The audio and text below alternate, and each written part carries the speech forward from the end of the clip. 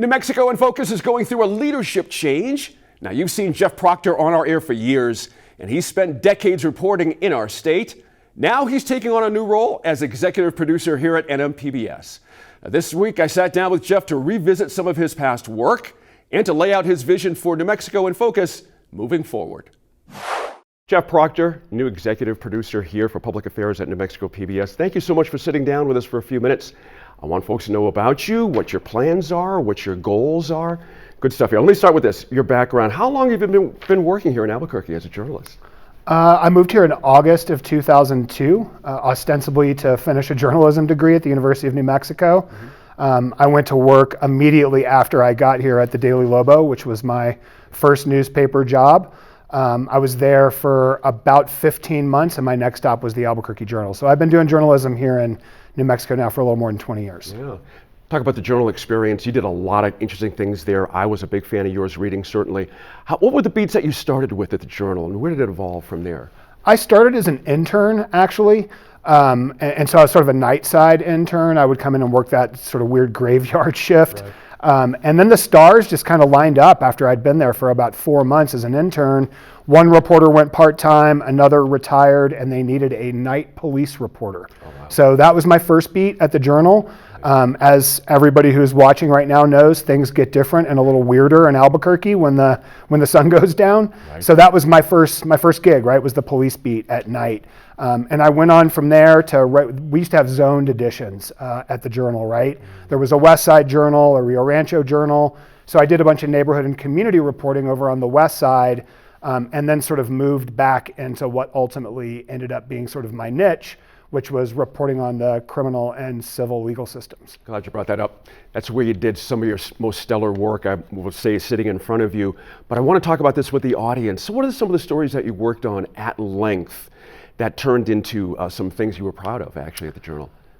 Certainly my reporting on the police department ended up kind of probably being my signature story, although it's hard to call it one story, right? There were a lot of facets, a lot of ins and outs, a lot of years that the crime rate was up and down.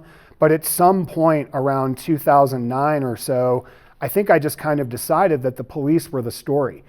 We led the nation in police shootings for a long period of time. So I started to really dig into unconstitutional use of excessive force, and spent kind of 3.5 or 4 years, my last at the paper, reporting on that, ultimately precipitating the Justice Department's investigation of APD. So that was the story that I think I probably cared the most about and felt the most sort of sense of providing a public service during my time at the paper.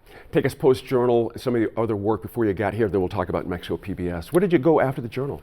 I left the paper with a mortgage, no money in the bank, and no job, just because things weren't working out for me there anymore. So my plan was to freelance at that point, but really quickly I ended up going to work as an investigations producer and reporter at KRQE Channel 13 with a really great team that included Katie Kim and Kim Holland and Matt Grubbs.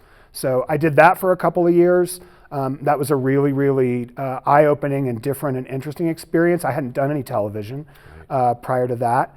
So after my 2 years there, I went to New Mexico in Depth, the digital nonprofit investigative site run by Marjorie Childress and Trip Jennings, and went to work there, again, really exploring in a much more deep fashion the criminal legal system here in the state. I started reporting on federal courts, federal law enforcement, and really kind of whatever I wanted, and feel like I did probably my best written work of my career there. And then for a number of years, I was pulling double duty at New Mexico in Depth and also at the Santa Fe Reporter. So my last post here was before coming here was as the news editor at the Reporter. You like to work. You just like to work, I can tell. I do, and I make this joke all the time, Gene. I like to call myself a little bit of the Forrest Gump of New Mexico journalism, right? I've kind of worked pretty much everywhere. Sure. I like it. That brings us to right in this studio right here, and that table right over there. New Mexico in Focus, of course. You are overriding all the things here at New Mexico PBS when it comes to content, and I'm curious your vision for this type of television. You've worked in commercial television. Obviously, you've been here for a little bit. You see what we do here. I'm curious the differences you're gleaning and what the opportunities afford with New Mexico PBS. Yeah, so I'm a little bit PBS adjacent anyway. As you know, I had done some contract correspondent work here during my time at New Mexico In Depth in particular. And one of the things I really love about it is the extended format. We get to offer something here that commercial television really doesn't, to have policymakers and elected and appointed leaders sit down and really get under the hood on issues. I'm thinking specifically about the interview our Lou DeVizio did last week with the mayor. They talked for 50 minutes, and we got to show viewers almost all of that. The other thing that I really love about it, and it's baked right into the Public Broadcasting Act of 1967, there's a mandate here to experiment and to try different things, try different formats. And I don't have to worry if I screw something up and it fails, just don't try it again. So those are some of the things that I really love about the idea of public broadcasting. I like that deeper, longer form conversation and that ability to really try to show our viewers something different than what they get anywhere else. It's interesting, that relationship with the viewers, isn't it? It's much different than a commercial deal. I always tell folks, when folks write a check, they have a right to get in your face and tell you anything, and people do.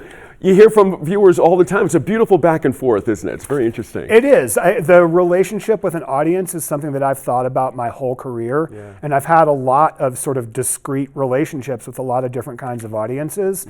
I don't have a great sense yet for what that's going to be like for me here, but I do hope that part of what we're going to get to do here is to have these kind of higher ordered conversations about the news of the day. And then, of course, as time goes forward too, I would like for us to continue to try to produce some original journalism. That's sort of where I come from. Obviously, that's already happening here with Laura Paskus, and we intend to do some of that ourselves as well.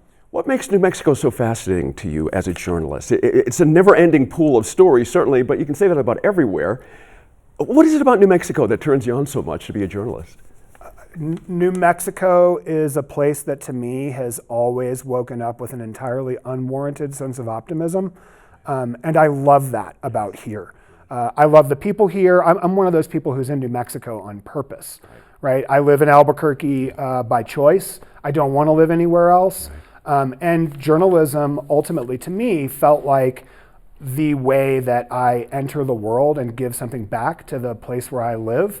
And I care about the people here, and it seems like a good thing to be able to give back information and an honest broker of information. So, and then of course, like you said, it's a target-rich environment. That's right. I'm somebody who wrote about the criminal legal system here for a long time, and there's been an awful lot to write about and to produce stories about too. It really can be interesting that way, can't it? It's fascinating.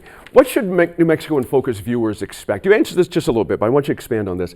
What should viewers expect with you at the helm? What's the feel, the tone, the idea? What's the big idea from Jeff? We've got two, really. First of all, I don't know that it's necessarily the big idea from me. I hope to make sure that I've got buy-in with the other folks who work here. I certainly don't have the market cornered on how to present news, certainly not in a public broadcasting fashion. You guys have done this longer than me.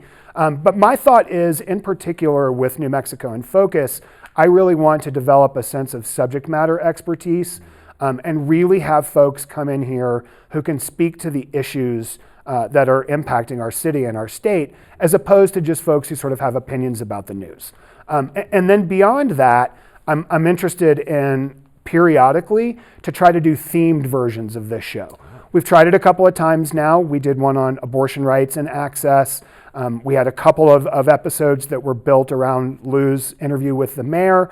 And we did another one that was sort of focused on the end of Title 42 and immigration more broadly. So when we have time and we can sort of get ahead of the curve of deadline once in a while, we really want to try to make hour-long deep dives. The monster of deadlines, it never stops, no matter what format. You've been through radio, TV, newspapers, and now here at New Mexico PBS. We're very glad to have you, Jeff. I've known you a while too, and I think your work is fantastic, and what you've brought in a short period of time. I can feel the change already. So keep watching, folks. He's got something figured out. Thanks, Gene. Thanks, Jeff. Appreciate it.